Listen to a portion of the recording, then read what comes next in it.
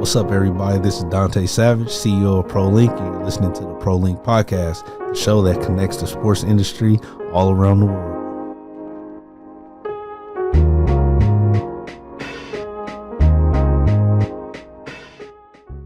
All right, what's up, everybody? This is Dante Savage from the Prolinked Podcast. Today, we're coming at you today with our guest, Sergio Medel, coach from the USPL Deportivo, the Rose City. So they're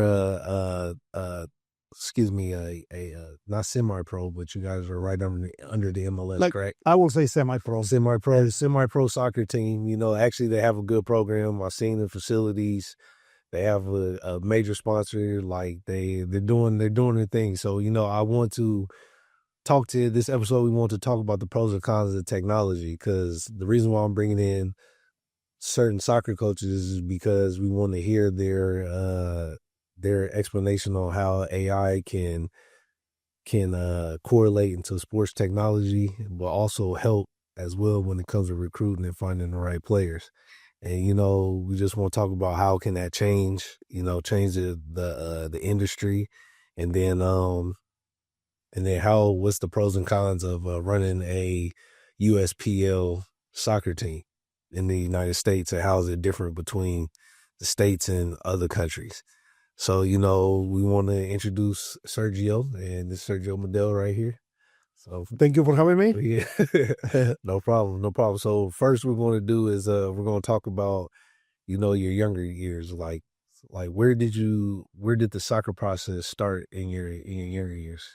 Wow, man, that was like 40-some years ago. I'm 50-some years old, so it's a long time ago. But in Mexico, I think it's soccer, football. We call it football, right? It's the way of life.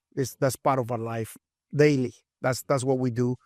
Growing up, that's all I did, playing soccer. Like a lot of times. Well, nowadays, obviously, we're in a different era. Different kids do different things.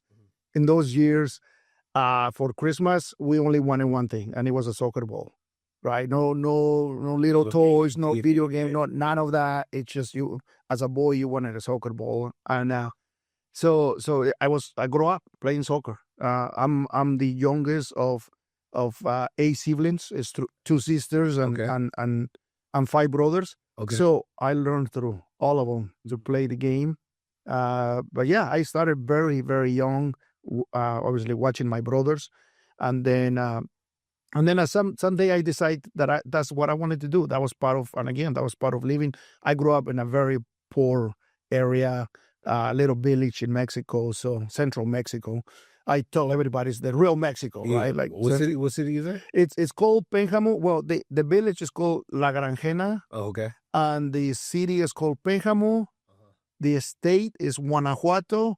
And I always explain to some people, because they mostly know Mexico or Guadalajara. Yeah. And I always say it's between Guadalajara and Mexico City. Like, okay. Right in the heart. Right in the heart of Mexico. I got you. Yep. Okay. Yeah. So that's when I started watching my brothers play. Then obviously I started playing myself, through just, and again, playing every single day. That was our hobbies. That was our we took our minds to do that part of it, because again, we growing up being poor, there was not that much for you. You have to find your way out. Like, I get it, understandable. Yep. I went through the same thing too. The ways I grew up here, but it was a little different. Because I know Mexico, their economic systems is a lot different. So when I tell people, like, I went to school in Las Cruces, New Mexico, so it's right there by El Paso, the Grand. So I was more close to Juarez. Mm-hmm. As soon as you cross that line, like, everything changes. So, like, I tell people, I was like, hey, man, you might, like, your situation might look bad for the city or state that you live in, but if you go to a whole nother country, it could be way worse. It's up cold. Exactly. So, like, it makes you appreciate a lot of things more. Absolutely. Yeah. So, like, because I grew up around different types of cultures, so it's kind of like, okay, I see how everybody don't live the same. Yep. So you get a true understanding around people and just different cultures and just different things, good and bad. So, like, you just learn a lot of things about everybody. But, like, that's that's a good thing that you said that, because like when I was a kid, I just wanted football. Yep. You know, like, and like that was my thing, just football, football, football. But you know, it was crazy how when I got older, life changed, things changed, and then like my son, he's saying he want to play soccer, and now like he got me involved, and I was like, hey man, you know, like, hey, let's just play, and you know, let's see where it goes. But you know, like he's 4, he's young, Yeah. so he's a child. So, but he's you know, he got me back going, back out here and playing sports again. So, you know, like enjoy him, man. Enjoy him every time every time he plays. It's just all of a sudden it just bright up. You just light up. So. No, and then just also, you know, like next question I want to ask you: where did you have any roadblocks in your journey on becoming a player and a coach? Like, so basically, I'm asking some adversity that you didn't have.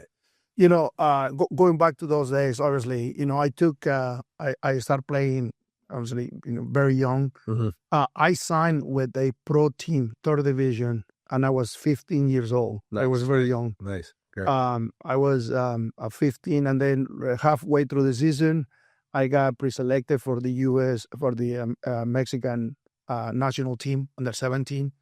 I never played with them, but I got pre-selected. But I was young, and again, to me, I wanted to get out of the area where I was, not because I hated it, but I wanted to change my life. Yeah. So, but also, hopefully, through the process and the way, I will help my parents, right, my family, in general.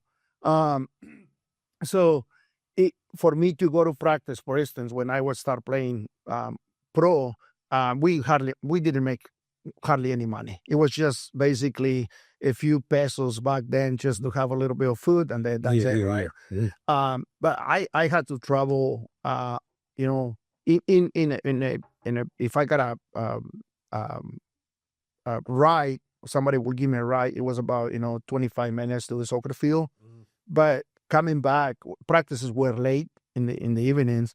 Coming back home, there was no transportation, so and I have to walk a lot of the times, halfway, not all of it, but halfway. So you see this 15-year-old, you see this 15-year-old boy walking in the darkness, because that's it was just walking in the middle of the night, man, and it was those days were obviously were dangerous, not as much as it's today, but they were. I mean, it took a lot of courage for me to do that. And especially after the training, and we want to talk about this, based on your introduction, but technology, we didn't have that technology, years ago. So the only way to train is just to train hard. And everybody trained the same. If you want to run 10, 15 kilometers, everybody did that, and everybody jumped, and everybody was on the same page. Exactly. Because I know with technology, sometimes people got like different trainers, things like that. Yep. More like that's how we grew up. You come to practice, everybody was doing the same thing, and so it was so I get what you're saying. Yeah. So those days, one of the challenges, it was obviously transportation, travel that far, and then eventually, and again, it was 16 years old when one of the coaches from Mexico City, he was working with Pumas, 1st division team in Mexico, and he saw me play, and he says, "Hey, I want to take you to try to, Mexico City." Yeah. And I'm thinking to myself, I'm like, I can do that. I would love to do that. What do I need? And then they say, well, the first thing that you need to do is you need to basically sustain yourself for about 2 or 3 months. So you're going to need money to keep feeding yourself to, whatever you want to stay, you have to pay for it, because it's almost like a tryout. Tryout, right? Yeah, just a 3 month, a 3 month trial. Yeah. And I'm 16 years old. So my brothers, a couple of my brothers were already here in the United States. I finished like high school. Kind of like high school. And then I'm thinking to myself, you know what? I'm going to go to work in the United States with my brothers, save some money, and then go back. So that was the idea. So 3 months, I'm thinking to myself, I'm coming to the United States. I'm going to work for 3 months in the fields, picking berries with my brothers, save all my money, then go back. That was the whole plan. Yeah. remember I'm 16, almost about 70, right? So excuse me, as soon as I got here, while I was here, I'm thinking, you know what, I want to learn the language. I'm still learning, by the way, you can tell. Yeah. But so I signed myself for a nighttime school, adults. Yeah. Like, bunch Those of classes. yep. And it happened that the teacher from the nighttime school, he was also a high school teacher, plus he was the high school coach. Gotcha. And I remember, I think I would say that it was like a Cinco de Mayo celebration about this time. The teacher says he was ready. He was having his high school team getting ready for the season. And he says, hey, since it's like Hispanic Cinco de Mayo celebration, let's have a friendly between the nighttime adults, which was mostly adults, and me, which I'm 17, almost 17. So anyways, long story short, we have a game. In that game with the high school, we beat him like 6-1 or 6-2. I scored 5 of the goals. And as soon as the game is over, the teacher goes, wait a second, Sergio, how old are you? And then I said, I'm 16. I'm going to be 17. He goes, because, my God, when you are there, you look like them, like same age. Yeah. I mean, they were high schoolers, right? Seniors. But you playing with adults. They don't know that. So if I was with adults, they obviously I look a little bit older, but when I was playing with the high school, I looked, and then he goes, you need to go to high school. You need to play for me.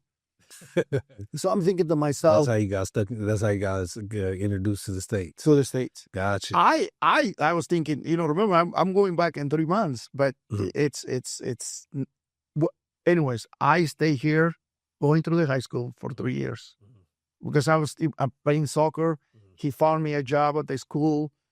So I started. So you was really on your own. Yeah. About you. Okay. So now I started as a freshman because I was already. Yeah, he started. Yeah, I took a class and put me at the end of the sophomore year. I'm still, like a year older, but they allowed me to stay. And that's how I started playing.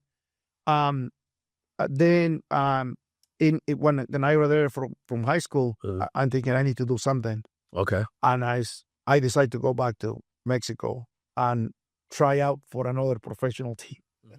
Yeah. This is almost like 4 years later, 5 years later. I'm thinking, oh my gosh. So anyways, I went there, which was, it almost feel like staying at some point. All this time I was saying that when I stay, I made a mistake. Gotcha. Right? That's my thought of thinking now. Well, not now, but if, a few years back, that's what I was thinking. I made a mistake. Why did I stay in the United States to go to school? But then when I went back and tried out for a pro team, which I made the team, it was a second division. Okay. I was getting a little bit more money. It was good. Everything is good. As a matter of fact, I play a few games and they are already talking about selling me to a first division team. Morelia. This is all in the works because I was playing. I'm not like 22 years old. Yeah. I feel like I'm in my prime. Yeah, so you're in good shape. You came in shape and everything. That's right. Gotcha, yeah. But halfway through the season, I get an injury. Like, really bad. So what was it? I tore my inside groin inside. Yeah. And basically it tear up. It came apart.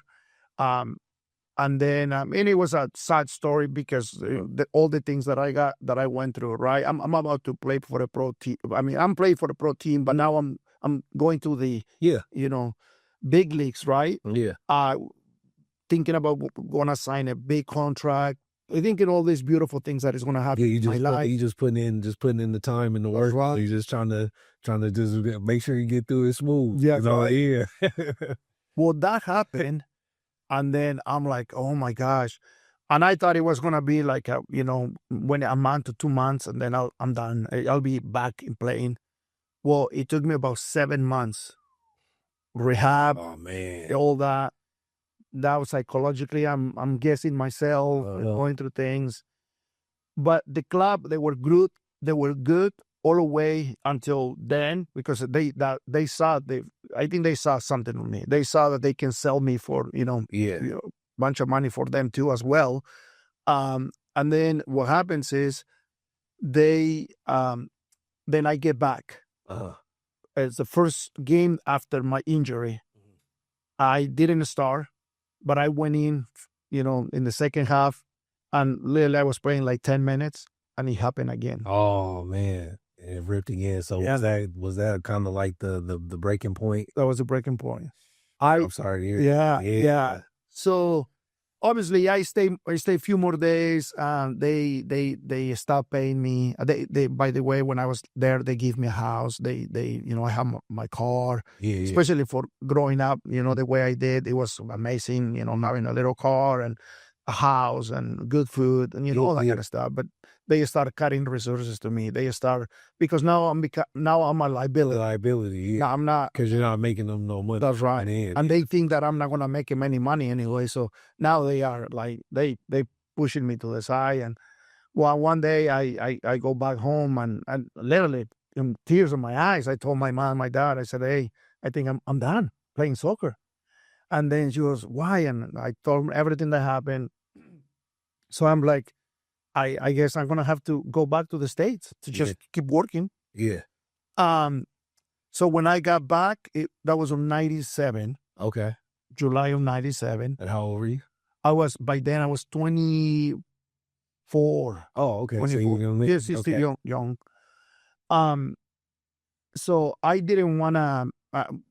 When I stayed for the high school, it was in Fresno. But I didn't want to stay in Fresno just because I feel like a failure. I feel like I let a lot of people down. A lot of people that saw me in Fresno, that I was gonna leave Fresno, school, everything that I was doing in Fresno. I went to play pro, and now I'm kind of defeated. It's defeated. I started having a little bit of depression.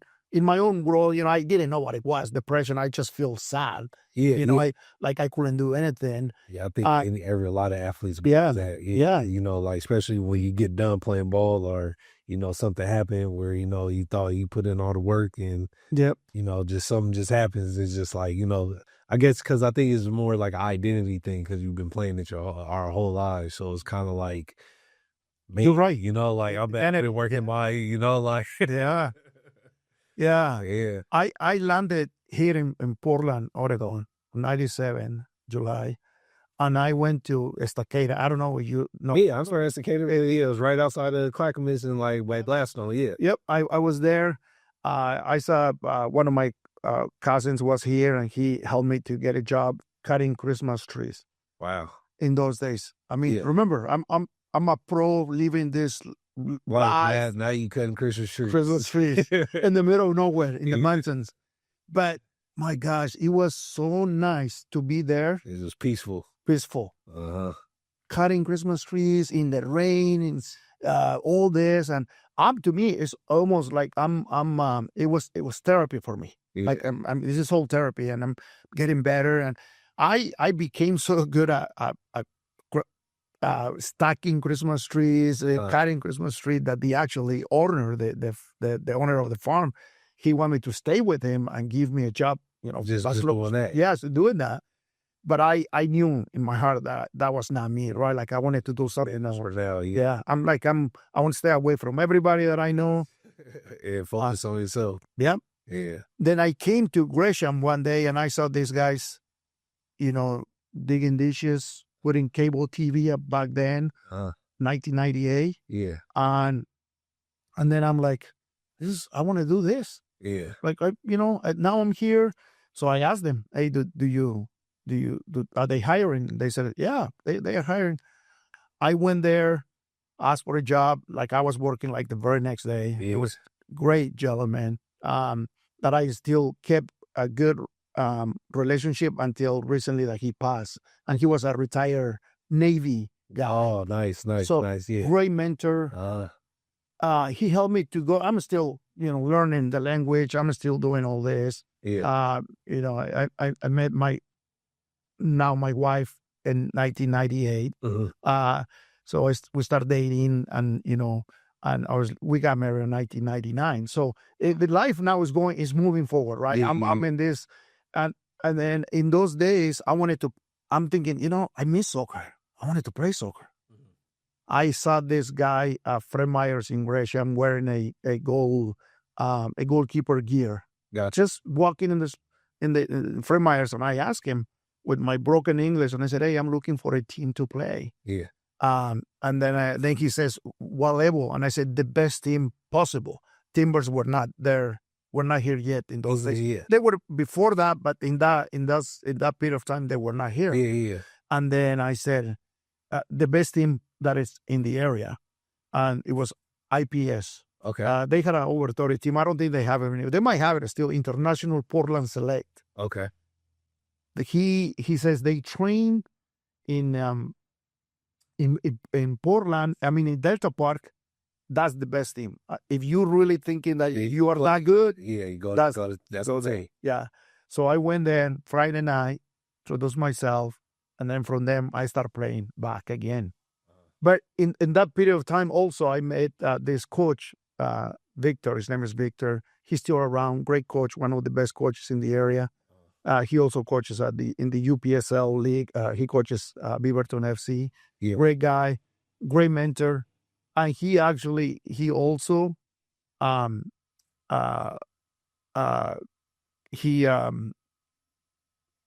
he's the one that invited me to coach. Got you. Okay. That's how I started coaching, playing a little bit, but mostly coaching.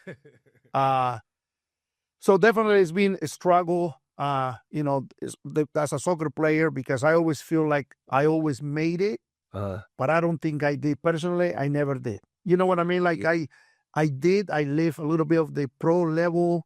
But I never felt it. Like if somebody asked me, "Do you play pro?" I'm like, I almost feel like I want to say no more than yes. Yeah. Right? Because I did it, but not in to a bigger extent. Because like I went through the same thing, but I played 5 years. Yeah. I played 5 years. So it was kind of like that. Like, so when I got out of college, I was preseason All-American, steel mill, field steel. I was WAC player of the week. I held records at my school, at the first block punt since 1991. Like I was one of the top defensive ends in my league, just getting player of the game, just doing all the accolades, accolades that it comes with college. When I got to the league, this is a crazy thing. I was my senior year, there was about every team came to my practice to come see me play. I'm getting offers from all these different top agencies, all this stuff. Like, because all my coaches were all in the NFL. We had not Marcus Washington, but his other outside linebacker that used to play for the Washington Redskins during that time. You had Dale Lindsey. He was my defensive coordinator. He was Super Bowl, went to the Super Bowl, got AFC or NFC champion with the San Diego. My head coach, he used to be a corners coach for the Giants. My what's another player that I coached that played in the NFL? I worked with Kenny Holmes. He's played for University of Miami, played for Tennessee Titans. Got a Super Bowl, NASA. NASA. So you did, yeah. So it was like the way I was playing is technique, and I'm listening to these guys all day. I'm listening to these guys all day for the last 2 years. So I'm soaking up everything. Go to the league, it's nothing like that. Yeah.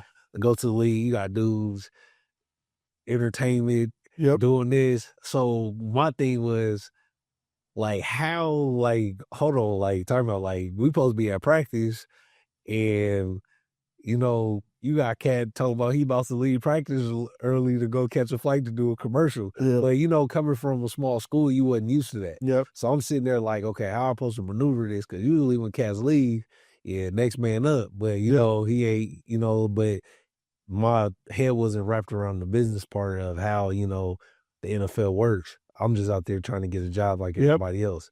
But I made it to the last cut. I got cut right before the day before that Sunday. The final rosters was in by 5:00. Got the call early that morning. And I said, God dang, I got to hobble back on the plane. And what he said, came back home, thought everything was over with. Like I moved. I went through my trials and tribulations as a player. Like father passing. Things just changing. Depression, like you said, working jobs. You just like you don't want to be here, but you just got to do it. Like I know that feeling. So when you was talking, I was like, yeah, I know exactly how he feels. And, but luckily I was blessed to have more opportunities after that, like yourself. Yeah. I got hurt during the time, broke ribs, like just a hairline fracture, hairline tear in my shoulder, just little stuff like that. But overall, like I never had like concussions or, ACLs or nothing like that. It's just like things are just like, okay, let's take about a few weeks and then just go to rehab and call it a day. So like, so I definitely get it because it's just, hearing it, especially a lot of managers, they good players, but it was always something. It was like a roadblock that happened, and then all of a sudden it's like, yeah, I'm a coach now. Oh yeah. Well, I think you start seeing things different, right? Yeah, exactly. To me, is okay. Well, hold on. If it wasn't for me, and you got to evaluate yourself and the circumstances and see everything that you went through, and now I feel like right now, everything that happened, and obviously through all those turbulences that I went through, there was a lot of good things. And I went to be with the pre-selected national U17 team, Mexico team. I also, they actually called me when I was here for the Olympic team that it was going to go to, I think it was Argentina in 92, the USI, but I was not a U.S. citizen. So So there was so many things that I went through, and I was there. This is just a resume of a short story of how things happen. But when I go back and how I was thinking about, guys, I made a mistake to do that, and I made a mistake to move back to Mexico, but now started thinking about all that stuff but it don't even matter. It doesn't matter. Exactly. And now I feel like everything was a blessing. Yeah. Because now I see things different. I see an athlete, and before I see an athlete, I see a human being that he's going to be later. You know what I mean? Like I see a young athlete, and I picture him to be a father. Okay. I want him to be a good father, a good brother, a good son. Yeah. I want him to, but also we have to be able to identify if that player, in any sports, I would say, but in soccer, we have to be able to identify if that player has what it takes to make it, right? And then those kids, we need to support them, separate them, and then send them to hopefully the right locations. A lot of the times, we all get caught up. It's again about, and we make this mistake, and I will include myself or coaches, that we get so pride in the things that we do that we think, oh no, I want to keep it here on my team. I mean, for instance, we can speak a little bit more about this, but in Deportivo Rose City, now that I'm coaching, if I identify a young athlete that wants to move on, I wanna help him. Gotcha. I want to help. I don't want to keep him in, even though you want to see him grow. I want to see him grow. Yeah. I want to see him to succeed. And we have to be able to do that. And I think, and again, for me, everything that I went through is a blessing because I see things a little bit different. Yeah. Soccer is just a one part of our life, right? But there is so many other things. There are a lot of lessons through sports. So many. Yeah. And so let me ask you, when did you know it was time for you to convert to coaching? And then when did you decide to coach for Rose City? So it was when on 90, I would say 2000, about 2000, that's when this coach invited me to be his assistant in one of the teams. And he saw something on me, like I got connected with the kids in those days very well. Then I start, then he gives me my own team, and in those moments when the success that the team gives you, not winning games, obviously, that helps, but in those days it's more of forming a group of kids or boys or girls that they getting connected through, to the soccer ball, but also through having connected families. Like Sure.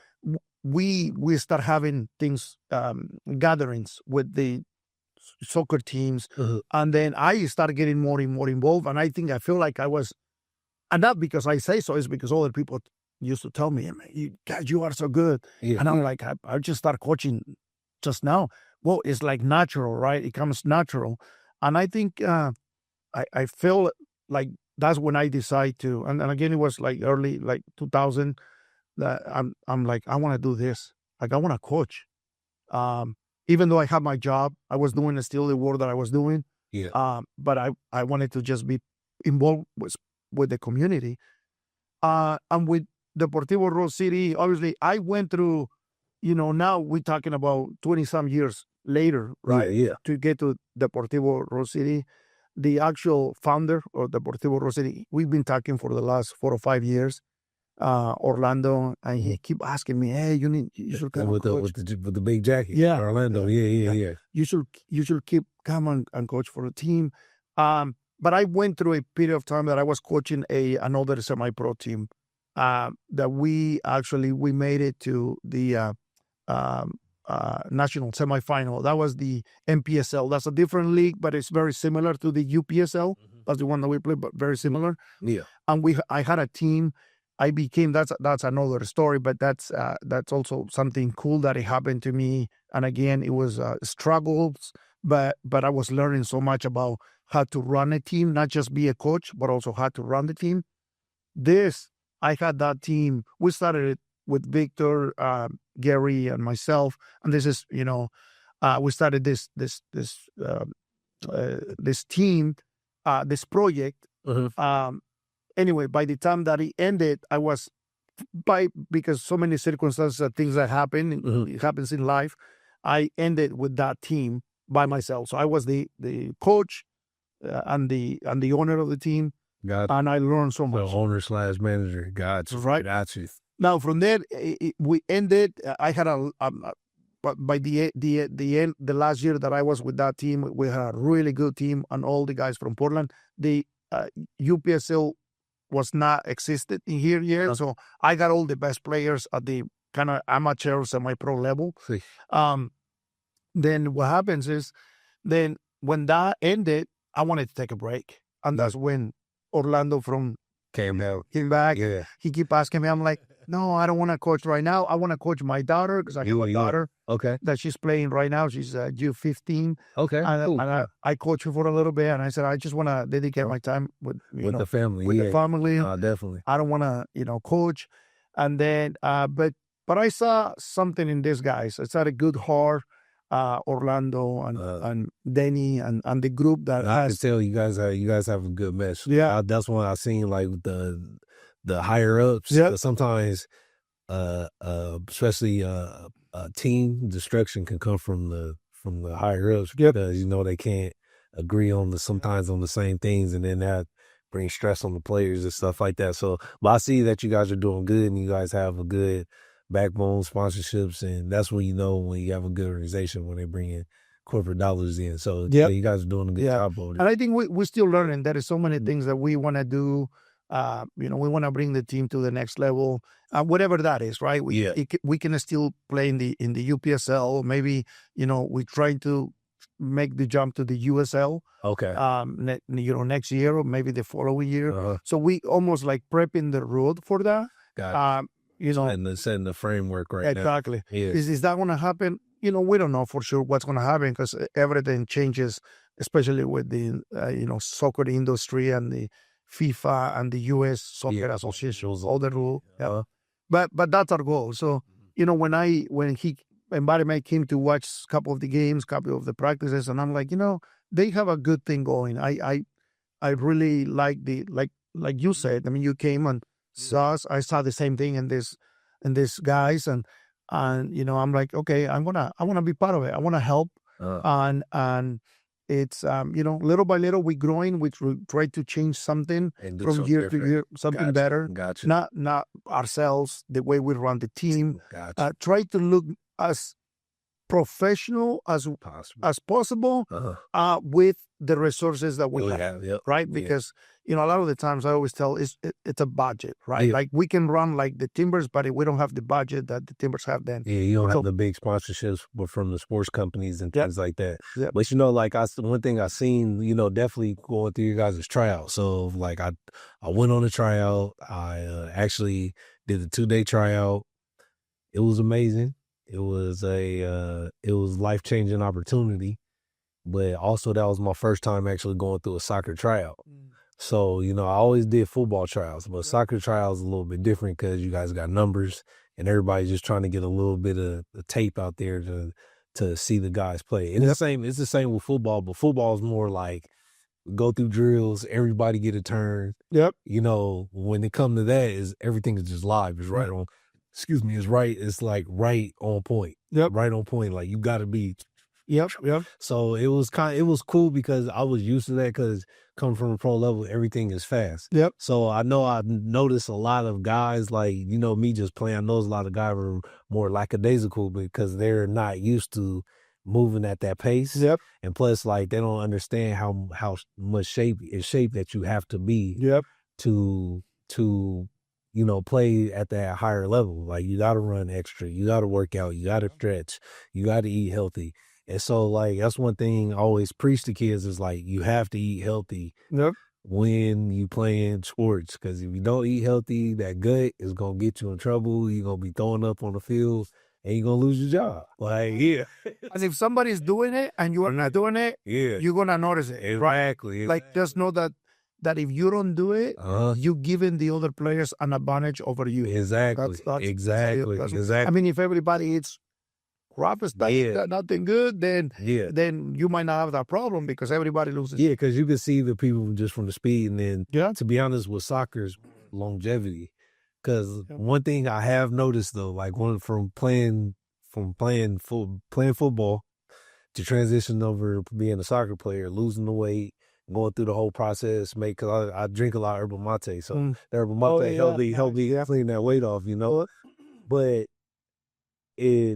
I could say the cardiovascular, how I could say my brain, like just mental focus is a lot clearer now because it's like, well, football, you just get knocked in the head, you're doing this, doing that. But when it comes to just running and just thinking, because there's a period of people don't know, like the first 15 minutes of a soccer match, I believe, to me, is the hardest because because your heart rate is not up yet. So like that first 10 to 15 minutes, you just running back and forth, just sprints, but your heart rate is not moving as fast as your body. So now your body got to catch up to your heart rate. And so like, it's easy to pull muscles, and then it's easy to overextend yourself. So you can't make it through the whole game. So you got to learn how to pace yourself. I learned how to pace yourself and attack when you supposed to, right? You supposed to do things you're supposed to do. So like playing center, defense, mid, center back, striker, I get it. Strikers, like if your team is not defending well, you're not going to see the ball. Right? But if you're a defender, you always going to see action. Yeah, right. You see what I'm saying? But like when playing striker, you just sit back and wait. But that center defense, man, you got to go up sometimes. You got to go back.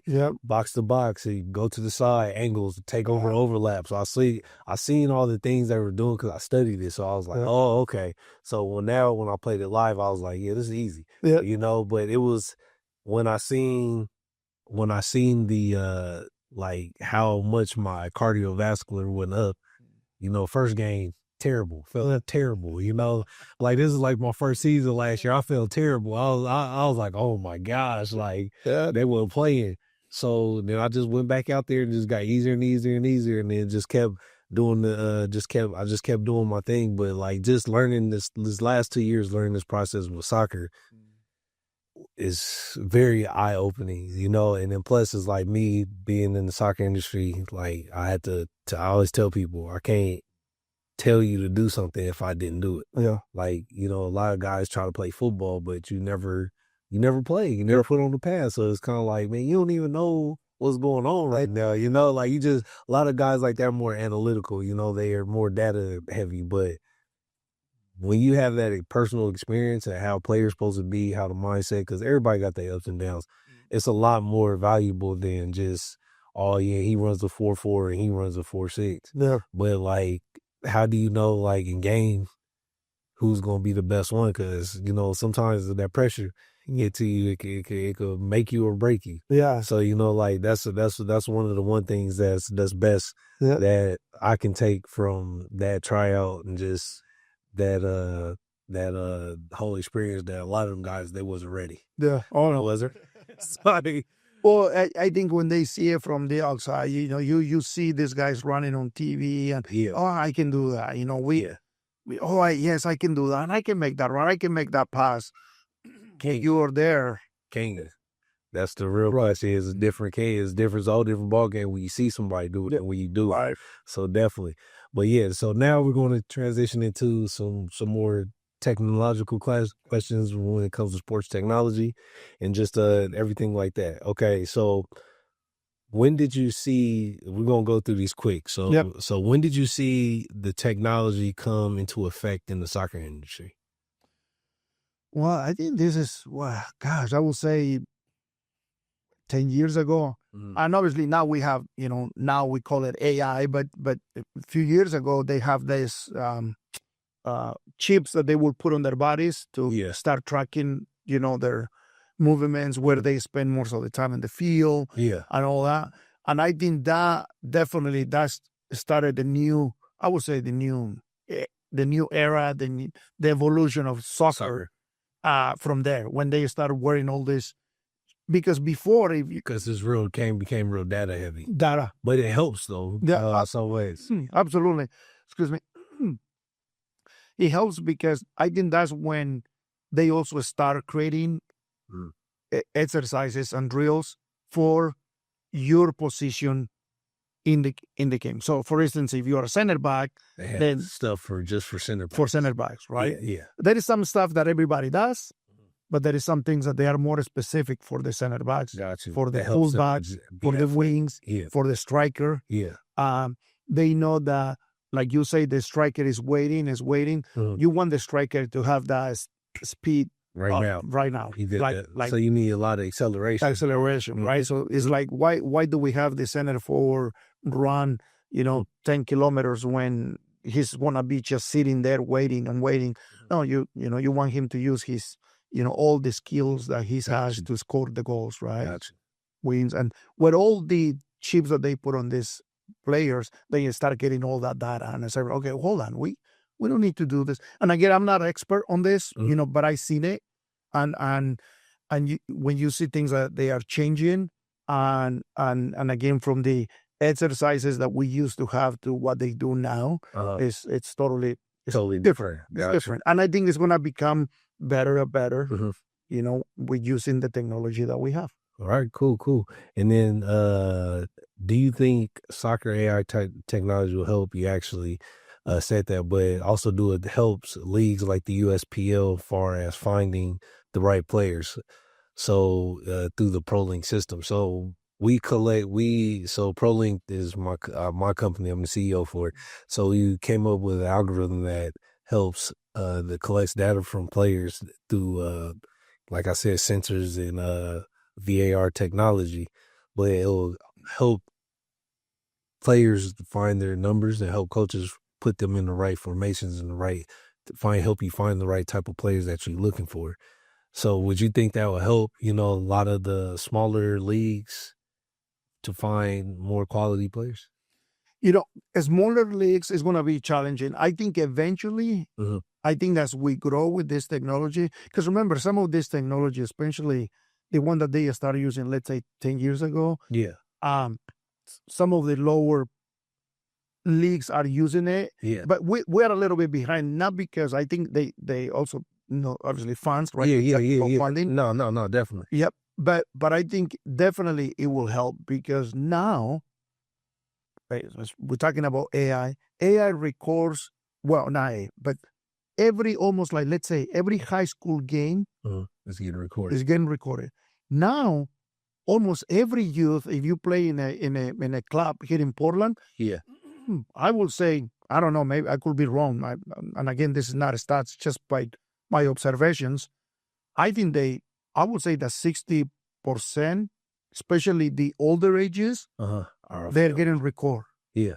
So all that data is getting into somewhere. Yeah. And that's where it's fitting AI. Yeah. So I think it's going to become not long from now that you're right. I'm going to ask AI, to help hey, you. I'm looking for X, Y, a Z. 5'10" player that is going to be playing contention midfield with these characteristics. X, Y, and Z. X, Y, and Z. Yeah.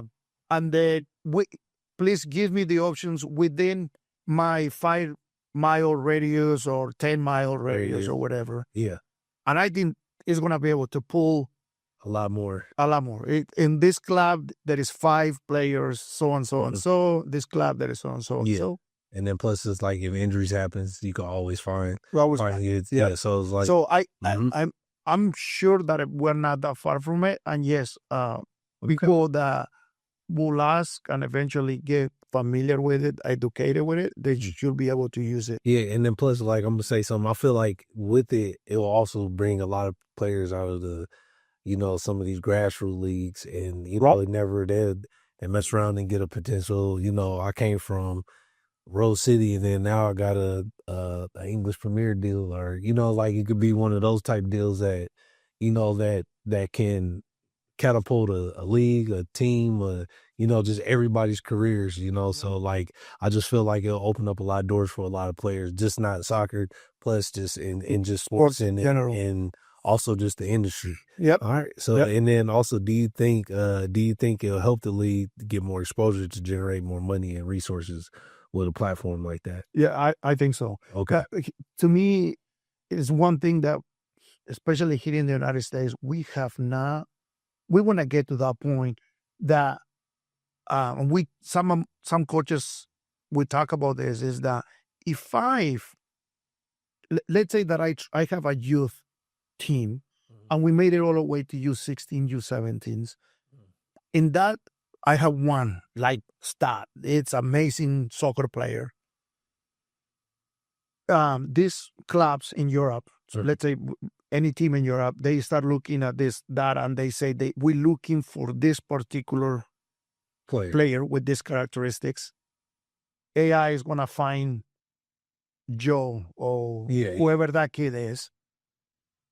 Now, what I think what the next step is, yes, they found it, but now we need to I will say my club needs to be able to get something for prepping this kid for all this 5, 6, 7 years. We don't have that like in contract. We do. So for instance, again, if I send a kid to Europe and he makes it, and then all of a sudden he makes the jump and another jump and all of a sudden now he's worth $50 million. Yeah. So basically you're trying to talk about like, if there was a way that you can own royalties for players, like especially for the younger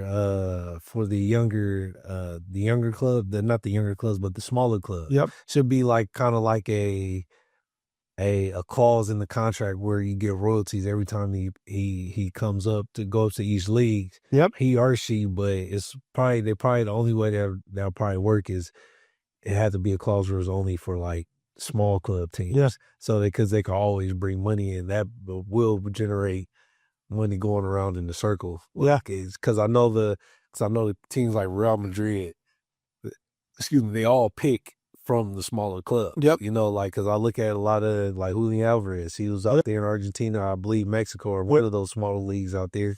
Went over, played there, and all of a sudden he's in Manchester, and now he's in here, and so I look at that, like, even I look at all the top players, they all came from smaller leagues inside their country. Yeah. So like, I could see that like a royalty. Actually, matter of fact, put your what was I gonna say? Opinion in the subscription, in the bio, the comments at the bottom about should smaller teams get royalties from bigger teams when they transfer to bigger clubs. You know, it's usually the smaller teams in the smaller leagues. I think that will work better because it'll bring more resources, especially take a lot of stress off you guys as well. And here's the thing: I think years ago you can hide that because if you bring a player from, let's say, somewhere in Mexico, well, nobody knows other than the club that found him. There is no way to kind of investigate nowadays with the help AI. You can say all that stuff. Where is this kid coming from? Oh, Reynolds High School. Okay, well, so it is in a track record of everything that he does into his professional league, from starting from youth to the beginning. And like we worked on that, you know, like working on 2 platforms, Mobile Prospect and Prolinked. Prolinked is more on the pro side. Mobile Prospect is more for the youth. So you can have 2 platforms that once that data from the youth gets done, you can transfer it over to the pro. So kind of keep everything separate, because the way that you guys grade a kid is way differently how you grade a pro player, and you know, just everything, because you're dealing with more fundamentals and techniques. Pros, they won't right now. Like we still work on that, but the basics, you know, you really don't work on the basics like that. You know, just a lot of stuff is more situational. So like that's what I've got from just playing in the pros in general. So and then so some of these last questions, probably got about 15 more minutes. Do you think AI sports technology is going to change the industry? I think it's already doing it. Gotcha. I think it's already doing it, and I think it's the only thing that I will say though. It's gonna become better. It's gonna get better. That's what I'm trying to. Okay. It's gonna get better to the point that, remember, I mean, and here is the thing: clubs, and I'm talking, you know, pro level clubs. They send recruiters, scouts to different places all over the world. I don't think they're gonna be able to do that, because it's gonna save them a lot of money too as well. Because it's like recruiters can do so much, but if you got cameras and eyes open where people can go, and you don't have to use all that money to, you know, with film and travel, and you know, like unless unless you know, some of those big clubs, they will, you know, they got the money to spend, so they'll still send people out. But I think they will still do that. They probably minimize it, because here is one thing that I always think about, like, especially with AI. It's you know, they can identify that player that play in the lower leagues, and I don't know if it happens to you, but no, it's the same way. Because you can kind of see the playing level. The player level. Yeah, that's right. Mm-hmm. But my thing is, how is AI gonna evaluate the psychological part of it? Yeah, because see, to me, I talked about that. I feel like with that type of data, you will have to integrate different psychological tests that basically can figure out what type of player that you're working with, because a lot of times people's rational thinking and different types of thinking will kind of and personalities can clash.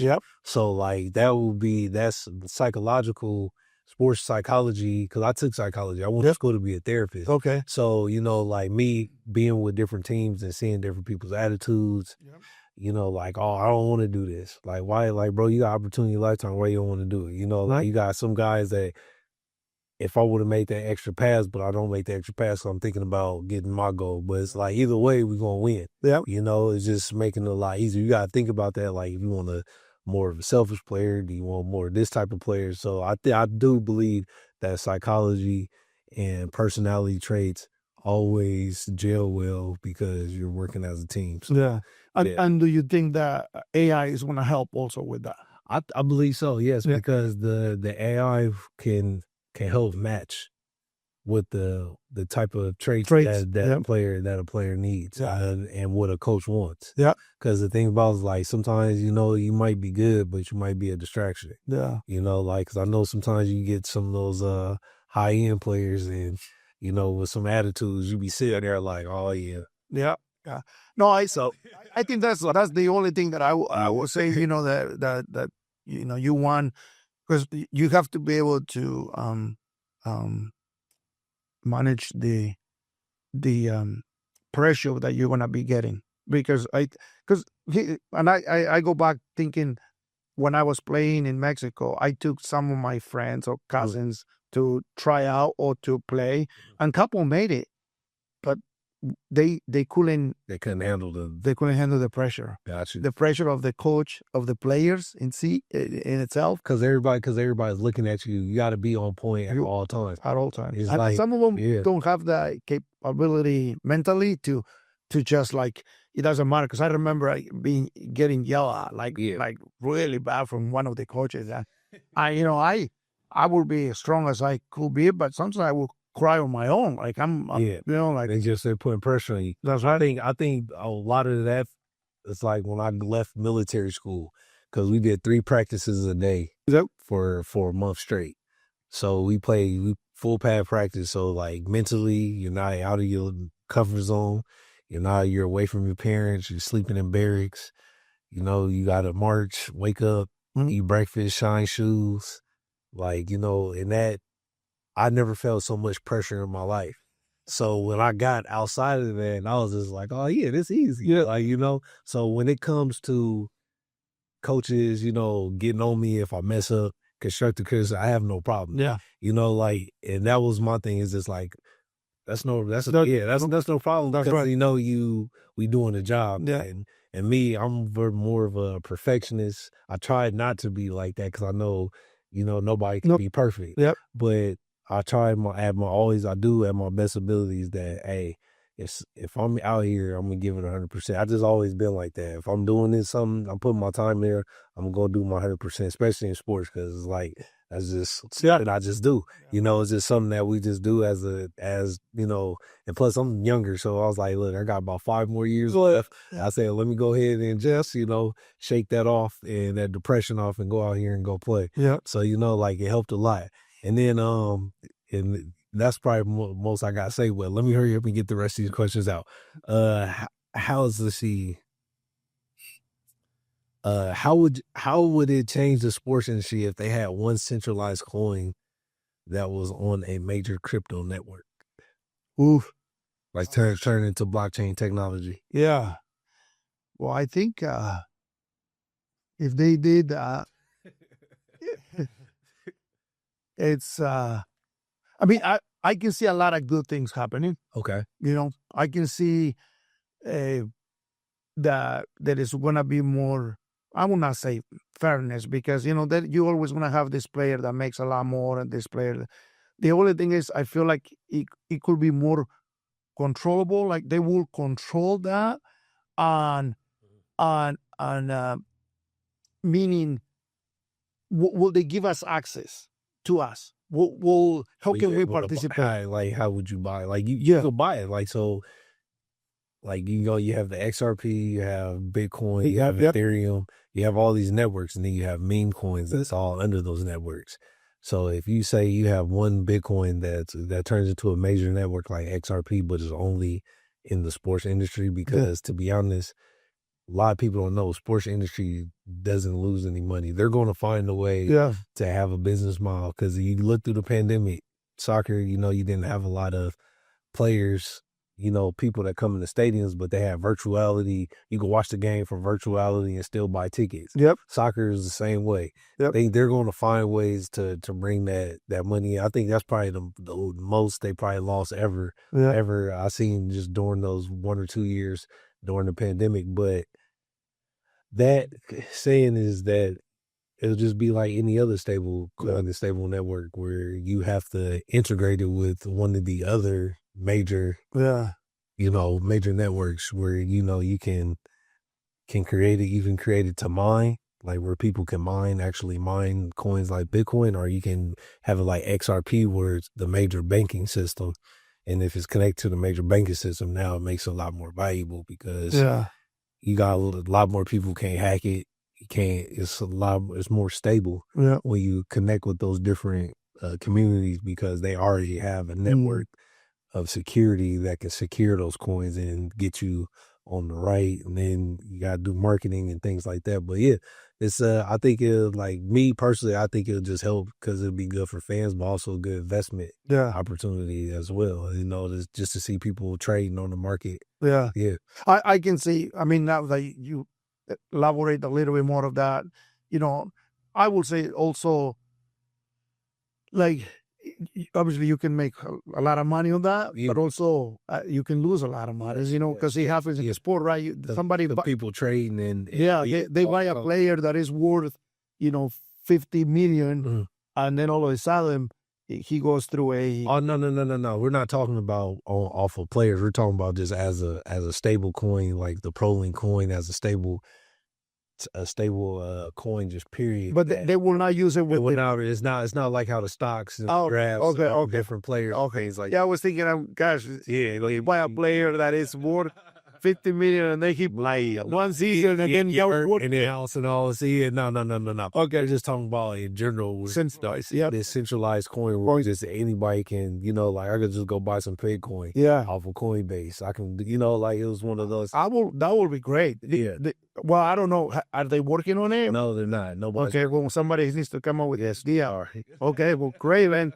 I wanna be part of that. So definitely, I think that you know, like obviously, I think it will work. It will be great to do that, and especially if they give us the opportunity to any fans, especially the fans. Yeah, just to purchase, like they see, like you purchase your because they always pushing Bitcoin. They always pushing these meme coins. They pushing this. They pushing the same thing. Do you have a name for it? What will that be? It'll be called the Prolinked coin. All right, sounds good. Sign me. I haven't did a name yet, but those are different. The reason why I'm asking these because these are different stages that we're going to be doing. But the main stage that we're working on right now is getting data as far as players and just getting it basically getting into the patent office. Because it's a 1+1+1 model. I don't know if you know that, but it's basically every position. Like if you grade a left wing, there's certain things that left wings do that's a priority and it's not really a priority. Same thing is separate as a center back. Was more of a defense is a more priority. Offense is not a priority. So we categorize of what's most important for each position. Now, if that player plays left wing, we can measure that grade. And if he plays right mid, he has this different grade. But now you put all that data together. Now you can see what positions work best for him. So it'll give a lot of coaches the opportunity to put players in different positions. So it can see your first, second, and third, first, second, third position that'll help you, you know, if somebody go down. I know he's our guy because, you know, like he knows how to play this position well, you know, if somebody go down. So I think it'd be cool as good as a safety net as well for coaches especially when injuries come around. Because I know soccer is a long season. I played 10 games. I was like, that was rough. Well, you know, like it's mind-boggling as well too. It's a plan through the whole year, like a whole season. But also, I can see that. I think I know it's happening, like real life too, like strategically, right? Like you see the other team playing this way.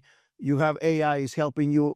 Looking at the team, looking at the film and stuff, like because they're doing more film right now. Like, but when it comes to statistics and things like that, it's a lot harder to measure. But I talk to a lot of different companies out there that do AI VAR to help. So I'm looking to. That's why I really want to go out to Europe and collaborate and do something. So Switzerland, France, and I know Germany. They're doing a lot of VAR over there. So I want to go there and get in tune with the companies out there, the tech companies, the sports technology companies out there in those countries. You know, I've been keeping my eye open. They have some great companies out there in sports technology. So if y'all like soccer, sports technology, go to LinkedIn or just check out, like they have so many different things. They got stuff for swimming, basketball, football. They got stuff for any type of sports you think about. They have some type of technology that will help you. Well, FIFA has some, right? FIFA is more like VAR. They can see a shot count. But that's everywhere because in football you can see the pass counts, things like that. They're more using it for things like that, like the games, to make sure we're playing. Helping the regs and all that, Yep. So, but definitely, like, that was like, I appreciate you coming through. Yeah. I appreciate you asking these questions. Thank you, man. Thank you for having me. Thank you. And then you guys make sure you got tuned in next week. We're going to have a new episode 4. This is episode 3, but, follow us on LinkedIn, Dante Savage, Instagram, Sir Savage, _503, and then you have Prolinked Podcast. Like, subscribe, everything. Do you have anything to say to the cameras? Just come and support Deportivo Rose City. Our season starts this coming Saturday, Eastside Complex in Gresham. We would love to see you guys there. We have a great team, and it's going to be a great season for us. So it's in Gresham, Eastside. It's the Eastside Timbers Complex. So if you're from Portland, you already know where it's at. It's a great facility, beautiful facility. Portland Timbers, you guys did a good job with that. And keep up the good work. I'll holler at y'all, and I hope you guys having a good day. Thank you. All right, you take care. Oh yeah, and then also like I said, subscribe and like. Yep. You have listened to the Prolinked Podcast with your host, Dante Savage. Subscribe to our podcast on iTunes, Google Play, Spotify, and check out our sports memorabilia merchandise on shopprolinked.com. Thanks for listening.